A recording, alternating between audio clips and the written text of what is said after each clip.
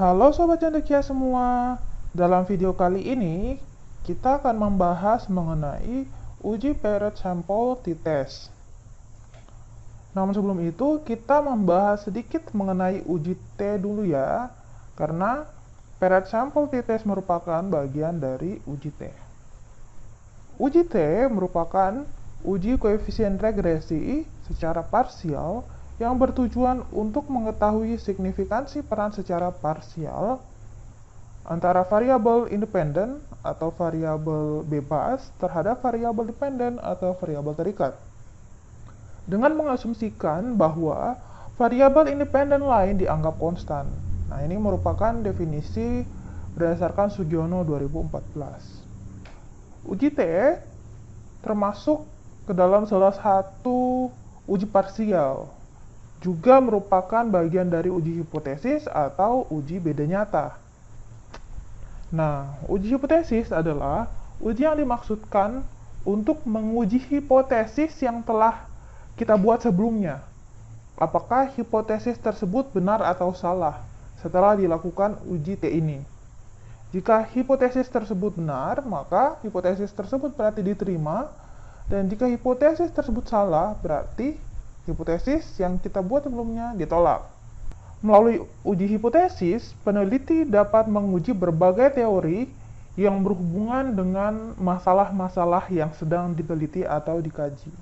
Nah, uji hipotesis t-test adalah uji hipotesis yang digunakan untuk mengetahui apakah ada perbedaan rata-rata dari sampel yang diambil.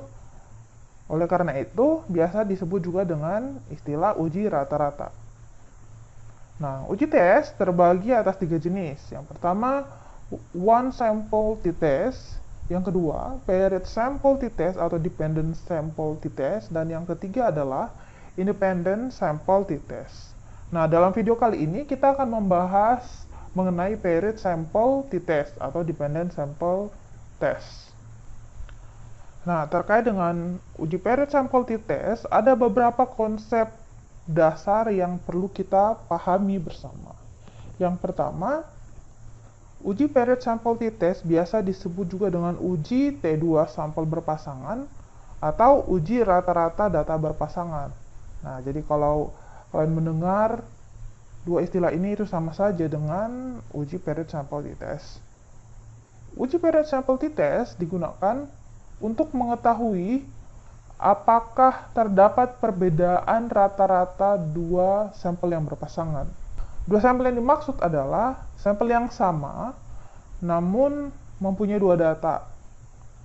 Atau dapat diistilahkan ya dengan istilah lain, sebuah kelompok sampel dengan subjek yang sama, namun mengalami dua perlakuan atau pengukuran yang berbeda.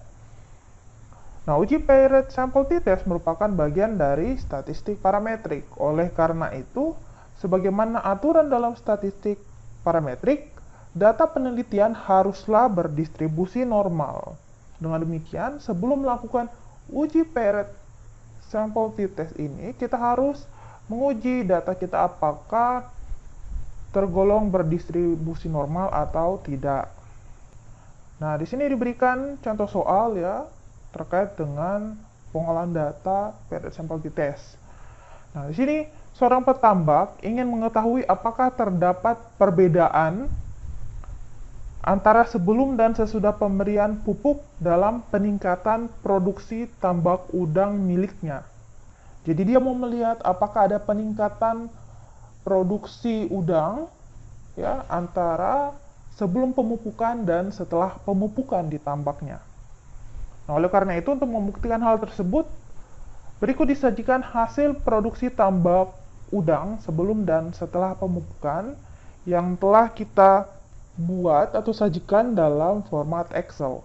Nah, ini adalah produksi tambak ya dalam kilogram.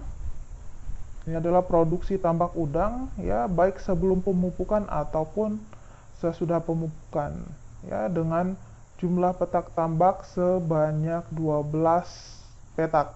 Nah, adapun langkah-langkah analisis data dengan SPSS, yang pertama tentu saja kita harus melakukan uji normalitas data untuk mengetahui apakah data berdistribusi normal atau tidak sebagai syarat uji paired sample t-test. Ya. Dan yang kedua tentu saja melakukan uji paired sample t-test. Adapun tahapan analisis uji paired sample t-test pada SPSS adalah dengan menginput data dalam SPSS, kemudian kita menganalisis dan memilih pendekatan uji paired sample t-test, kemudian nanti akan keluar output yang kemudian akan kita interpretasikan. Dari situ kita akan mengetahui apakah data kita ya terjadi perubahan atau perbedaan yang signifikan baik sebelum pemupukan ataupun sesudah pemupukan. Oke, kalau begitu langsung saja kita ke SPSS-nya ya. Nah, langkahnya siapkan SPSS. Oke, jadi ini merupakan tampilan SPSS versi 22 ya. Nah, tahapannya adalah dengan dengan mengklik variable view. Kemudian pada kolom name kita tuliskan sebelum. Ya, yang kedua sesudah. Kemudian labelnya kita buat lebih lengkap. Labelnya kita buat sebelum pemupukan. Dan sini sesudah pemupukan. Oke. Nah, selanjutnya kita ke data view gitu. Oke, di sini sudah muncul label kolom sebelum dan sesudah. Namun datanya masih kosong. Oleh karena itu, segera kita pindahkan data dari Excel tadi, ya. Nah, caranya adalah dengan memblok semua produksi tambak udang, ya, untuk semua petak. Ya, kemudian Ctrl C atau copy, ya. Kemudian pastekan di kolom sebelum dan sesudah. Oke. Kita harus mengecek ya bahwa datanya harus lengkap 12. Oke, ini sudah betul. Maka langkah selanjutnya adalah dengan melakukan uji normalitas data. Ya, caranya adalah dengan memilih analyze, pilih non-parametric test, kemudian pilih legacy dialog. Kemudian kita bisa memilih sampel AS ya. Nah, kemudian kedua variabel ini kita pindahkan ya, bisa satu persatu. Oke. Kemudian kita melihat dulu exactnya gimana. Oke, ya ini sudah continue, tetap saja. Kemudian optionnya seperti apa. Oke, continue. Oke. Dan pastikan test distributionnya tercentang normal. Setelah itu kita oke. Maka kita tunggu output yang akan dihasilkan dari uji normalitas data. Nah, berdasarkan uji normalitas data, ya, maka di sini kita bisa lihat nilai signifikansinya, ya. Jadi sebelum pemupukan 0,200 dan sesudah pemupukan 0,200 juga.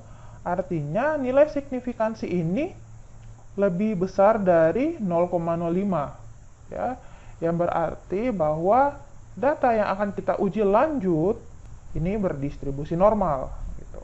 Oke, ya berarti sudah sesuai.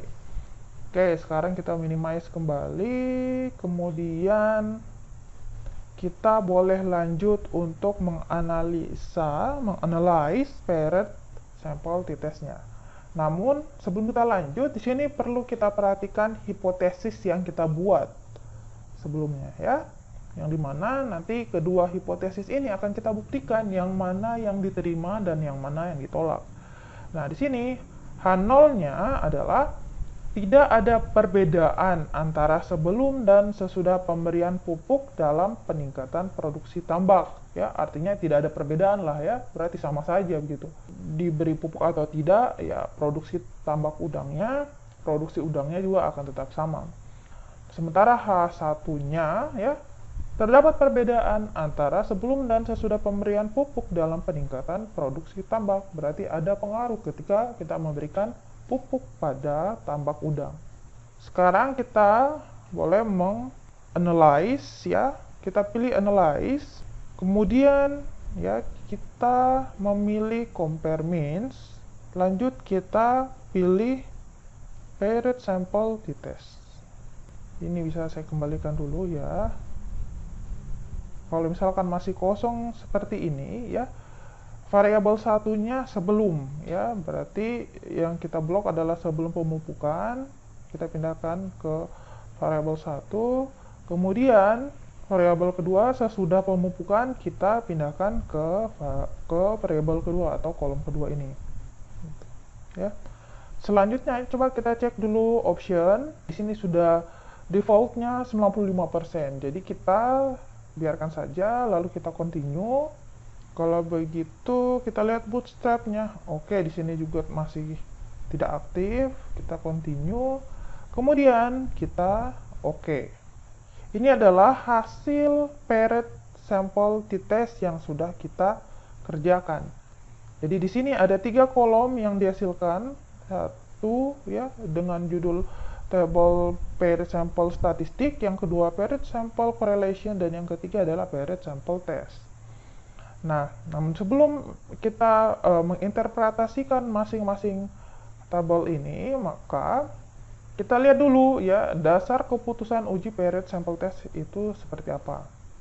Nah, dasar keputusannya bisa kita lihat berdasarkan nilai signifikansi yang dihasilkan. Ya. Jadi ketika nilai signifikansinya lebih kecil dari 0,05, maka terdapat perbedaan yang signifikan antara sebelum dan sesudah pemberian pupuk dalam peningkatan produksi tambak. Namun jika nilai signifikansi itu tailorednya lebih besar dari 0,05, maka tidak terdapat perbedaan yang signifikan antara sebelum dan sesudah pemberian pupuk dalam peningkatan produksi tambak. Baik. Sekarang mari kita menginterpretasi masing-masing output tabel yang dihasilkan. Yang pertama adalah tabel paired sample statistik. Nah, ini setelah kita copy ya, kita bisa pindahkan ke Microsoft Word. Kemudian dari kolom ini ya, dari kolom yang dihasilkan ini kita bisa menyimpulkan ya bahwa output ini memperlihatkan hasil ringkasan statistik deskriptif. Ringkasan statistik deskriptifnya seperti rata-rata ya. Mean itu adalah rata-rata untuk masing-masing data sampel ya. Dengan jumlah masing-masing sampel baik sebelum pemupukan dan sesudah pemupukan itu 12. Kemudian di sini juga kita bisa lihat nilai standar deviasi dan standar errornya gitu ya. Di mana nilai-nilai ini merupakan ringkasan statistik deskriptif dari kedua sampel atau data, baik sebelum pemupukan ataupun setelah pemupukan. Gitu, ya. Jadi ini bukan merupakan poin utama dari output paired sample t-test. Kemudian kita beralih ke output yang kedua. Ya. Nah, ini adalah output yang kedua, ya, paired samples correlation. Pada bagian ini, yang perlu kita perhatikan adalah nilai signifikansi yang dihasilkan. Nilai signifikansi ini yang dihasilkan adalah 0,000.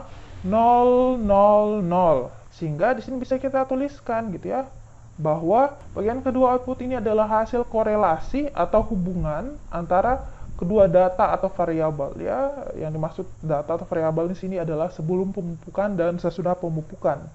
Dan berdasarkan nilai signifikansi yang dihasilkan, ini ya, 0,000, di mana nilainya itu lebih kecil dari 0,005, berarti data yang dihasilkan memiliki hubungan atau korelasi yang signifikan. Dengan demikian, kita dapat simpulkan bahwa terdapat hubungan atau korelasi yang signifikan, ya, di mana hubungan ini kuat dan positif, antara produksi tambak baik sebelum dan setelah pemupukan.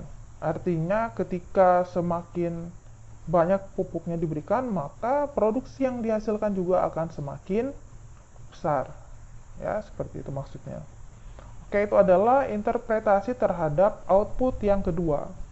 Kemudian kita menginterpretasi output ketiga, dan sama interpretasinya ini juga berdasarkan nilai signifikansi yang dihasilkan. Jadi ini adalah paired sample test, dan ini merupakan output utama untuk melihat apakah hipotesis yang telah kita buat diterima atau ditolak, baik itu H0 ataupun H1 gitu.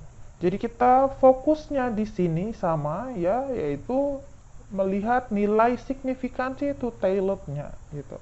Nah, sehingga ya setelah di copy ini dan dipindahkan ke Word, maka sini kita bisa membuat keputusan gitu ya berdasarkan nilai signifikansi yang dihasilkan. Karena nilai signifikansi itu tailored yang dihasilkan adalah sebesar 0,000, di mana nilai tersebut lebih kecil dari 0,05 ya, maka sesuai dengan dasar pengambilan keputusan di atas ya, jadi berdasarkan ketentuan pengambilan keputusan, jika nilai signya lebih kecil dari 0,05 maka terdapat perbedaan, dan jika nilai signifikansinya lebih besar dari 0,05 maka tidak terdapat perbedaan. Nah, berdasarkan dasar keputusan ini, maka H0 ditolak dan H1 diterima. Dengan demikian dapat diartikan bahwa terdapat perbedaan antara sebelum dan sesudah pemberian pupuk dalam peningkatan produksi tambak udang. Dengan kata lain, pemberian pupuk oleh petambak akan memberikan peningkatan yang signifikan terhadap produksi udang tambak miliknya. Ya, mudah-mudahan bisa jelas terhadap hasil yang kita peroleh. Baik, terima kasih sudah menyaksikan sampai akhir pengolahan data kita pada video kali ini.